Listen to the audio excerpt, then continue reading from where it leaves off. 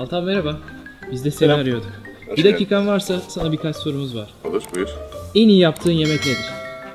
Yumurta. Bugüne kadar yaşadığın en heyecanlı an. Baba olduğumu öğrendiğim an. Eğer bir sporda dünyanın en iyisi olsaydın bu hangi spor olurdu? Rally ya da motosiklet. Süper. İzlediğin en iyi film hangisi? Çok zor, bilmiyorum. Belki Godfather serisi. Süper. Peki bu filmde bir karakteri canlandırabilseydin kimi canlandırmak isterdin? Brandon rolünü. En sevdiğin mobil uygulama?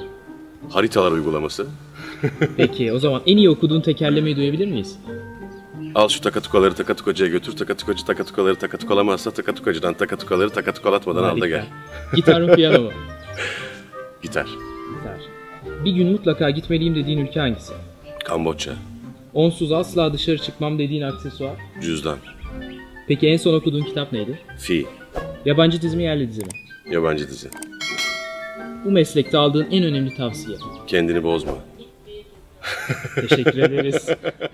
Peki, harika bir dizi ve her hafta reyting rekorları kıran bir dizi. Ne kadar oldu dizi başı? 2. sezonu mudur bu? 2. sezonu ama geçen yıl Ocak ayında başlamıştık. Evet. Yani daha önce başlayacaktık ama problemler oldu, rüzgar, hava şartları bunlar bizi etkiledi. Şimdi 37. bölümü yayınladık. Evet. Ama biz 40'ı çekiyoruz, 41'i Birinci çekiyoruz. sezonda Haçlıları hallettiniz. Şimdi Moğol derdi Şimdi var. Moğollara Onlarla, geldik. Aynen. babayla uğraşıyorsunuz yani. Bu yıl Barış'la uğraşıyoruz. Evet. Enteresan bir şey değil mi? Yani bir Moğol karakteri oynuyorsun. Kötü de bir karakter yaptıkları itibariyle ama bela bir durum var ama senin karakterin bir sevildi de yani. Hani bir şey yazan da yok böyle karakterle ilgili. Evet, sevildi. Korkularından yazamıyor. Korkudan da yazıyor yani. Ya bu kötü karakterin sevilmesi iyi bir şey mi? Vallahi bilmiyorum, iyi bir şey herhalde. Yani benim için iyi bir şey. Yani ne bileyim normalde bizde mesela mafya olur, dışarıda da adam onun gibi olur, bilmem ne olur. Hani daha kötü düşünürler onun için falan filan, hani hep böyle bir algı öyledir. Senin gerçekten herhalde kattıklarınla, oyunculuğunla o iş başka bir yere geldi. Bilemiyorum, ben oynamaktan çok keyif alıyorum. Çok sevdiğim bir rol. Seyirci de çok sevdi. Bakalım, bilmiyorum. Diriliş Ertuğrul'u izliyor musunuz arkadaşlar? Evet.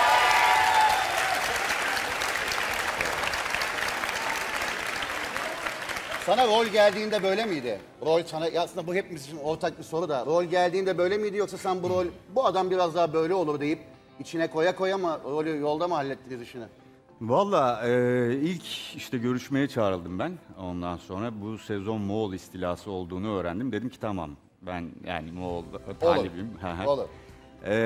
İşte çalışmalar başladı Temmuz'un 10'u gibi. Yaklaşık 2 ay falan bir eğitime girdik. Orada işte her gün sabah 8'de 9'da çiftliğe gidildi. İşte attı, kılıçtı, kalkandı, dövüştü falan filan. O var, dil var. Evet, dilde bir enteresan bir rol. Dili de öğrenmek lazım yani tabii. Orada bir insanlıktan çıkıyorsunuz Evet, zaten. evet. Rol de kendi kendine geldi böyle. Geldi. Aslında çok da üretken rol yani. Dişi bir rol yani böyle. Çok güzel bir rol. Oynaması çok keyifli bir rol. Evet. Evet. Babacığım Gündoğdu karakteri değil mi? Gündoğdu karakteri yani ben bu izlerken yani çok net yani ara sıra izlediğim için soruyorum. Orasını daha net anlıyorum, burasını daha net anlayabiliyorum ama Gündoğdu tam nerede duruyor? Yani ne yapmaya çalışıyor, ne oluyor diye. Tam da ortada kalıyor. Ortada kalıyor. Yani ortada kalıyor derken Moğol tarafında olmasıyla ilgili değil. Ama politik olarak da varlığını sürdürmeye çalıştığı için kardeşi kadar da atılgan bir karakter değil. Biraz daha durgun, biraz daha soğukkanlı olmaya çalışıyor. Ama onun da Türk damarı var, onun da azdığı zamanlar var. O yüzden biraz daha ortada kalıyor diyebiliriz. Abi yazan için ne kadar dertli bir iş Çok ya. zor iş. Çok. Yani bir taraftan tarihi çok iyi biliyor olman lazım. Bir taraftan her tarihsel şeyi koyamazsın içine. Yani bir taraftan izlensin diye süslemen lazım. Entrika koyman lazım. Entrika koyarken eleştirilere Açık, çok zor iş falan gerçekten. yani hani. Ve baktığın zaman dönem itibariyle çok büyük kaynaklar da yok elinde. Yani 10-15 sayfayı geçen yazılı kaynak yok aslında. Onun dışında diğer kaynakların hepsi aslında tartışılan kaynaklar. Evet. Yani hani gerçekten öyle mi olmuş çok da bilmiyoruz. Hani bir kaynak öyle söylüyor, bir kaynak başka bir türlü söylüyor. Genel bir akış var, genel bir kronoloji var. Ama onun dışında Ortalamasını alıp. evet, onun dışında tamamen aslında o kronolojiye uyan bir hayal gücü de gerektiriyor aslında Evet, yazmak. doğru. Sen ama bu işe girerken bir oturtmuş tabii bir korkudan bir tarih canım. kitapları açılmıştır. Bir ne oluyor ne bitiyor. Çünkü Osmanlı'nın bir beylik başka bir dönemi yani. Aynen Hani öyle. ilk dönemi. Ben Hacivat Karagöz'ü izleyen var mıydı aranızda? Çok güzel. Evet.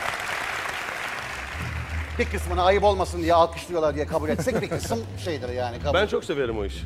Hacı Ben de Ahmet çok Bey. ayrı bir yeri Aynen. vardır o işin. Bence de güzel iş. Çok güzel bir işti. Gerçekten izlemeyen varsa DVD'sini falan bulursanız alın izleyin. Gerçekten çok yani Ezel Akay'ın önemli işlerinden bir tanesi ama ya bir taraftan da çok keyifli yani tarih dizisi işine yani bir Kesinlikle. heyecanlanır insan teklif geldiğinde.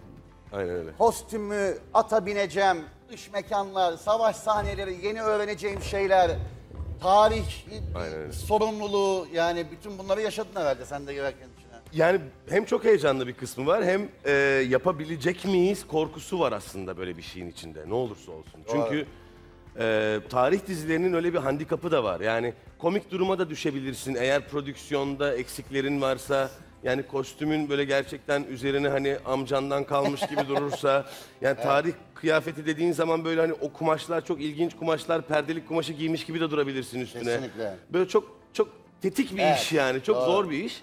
Ve doğal olarak gergin de oluyorsun aslında bu süreç içerisinde. Bir Ama de üzerine oynadığın karakter çok bir ağır bir kahraman. karakter. Aynen öyle. Yani kahramanı oynayamadığın, onu kahramanlaştıramadığın anda Mahvoluyorsun zaten. Yani onun kurtuluşu hayatın yok boyunca zaten. canı sıkılır böyle bir duruma yani. Sadece dizi için değil. Aynen öyle. Zaten hani işin o aşamasında da Allah'tan böyle bir çok güzel bir sistemimiz vardı. Gerçekten hani 3 ay çalıştık.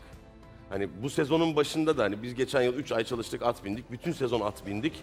Ve hani gerçekten hani parantez olduğumu Onu hatırlıyorum soracağım. yani. Durumlar nedir yani? Nasıl? Tabii canım. Ha? İnanılmaz Bir yani. ağrı, sızı, herhangi bir şey. Kovboyları çok iyi anlıyorum. Onlar böyle bacakları açık görüyor ya yani. İlk bir ay benim için çok sıkıntılıydı. Ha? İlk bir ay çok sıkıntılıydı. At binme işi mi? Zor iş. Abi sana söyleyeyim ben de Hacivat'ta at bin yani bir süre sonra altında at varmış gibi geziyorsun yolda. Yolda falan böyle geziyorsun yani. Kapanmıyor o bacaklar. Bir garip bir durum oluyor yani. Aynen öyle. Ama keyifli. Güzel. Müthiş bir şey.